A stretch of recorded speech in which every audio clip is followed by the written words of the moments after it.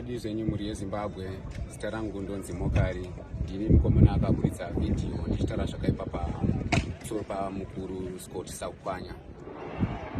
My fellow Zimbabweans, ndinokumbirira uregerero pane mashoko andakataura pamusoro paScott Sakupanya. Zvose zvandakataura mukuru Scott Sakupanya pamusoro pavo, ndinoti sorry mukuru Scott Sakupanya. Ndakataura izvi nekuti ndaiudzirwa nevamwe vakomana vaindiudza kutaura zvinhu zvakadai so, nekuti fanire tumwe wangu wandipawo kuti ndingotaurawo ndisingazivi kutaura zvinhu zvakaipa pamusoro pezvo ndichitangisa image yenyu.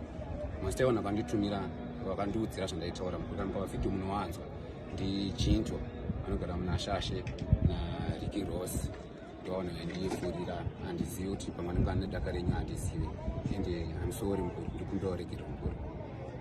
Imwe information yandaitaura mukuru handiizive zvekuti zvana Chief Ng'ombe handitomuziva naChief Ng'ombe chimukandimisa pa handimuzivi kuti rashingwaringura handimuzivi. Ende information yechibhorani yandaitaura mukuru handizivi kuti ndimakachirisa chibhorani ndova inditi taura izvozvo izvo. It's wrong information taura pamusoro penyu mukuru. Ndokumbira uregerero mukuru Scott. Nyaya nekuti ndingoswerawo takangogarawo maraini washaya zvekuitawo saka mibhovo ndakakanganisa ndokuda kuti ndingorero kufamba. Ndotongokumbira kwamuri mukuru ndofamba ndimwana wemusangano ndimwana wemumusha mukuru.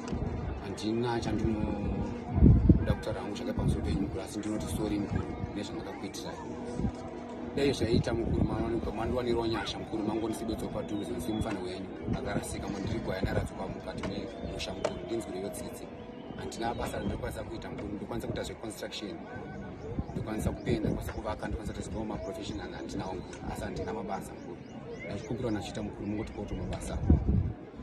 Scott woye shumba woye.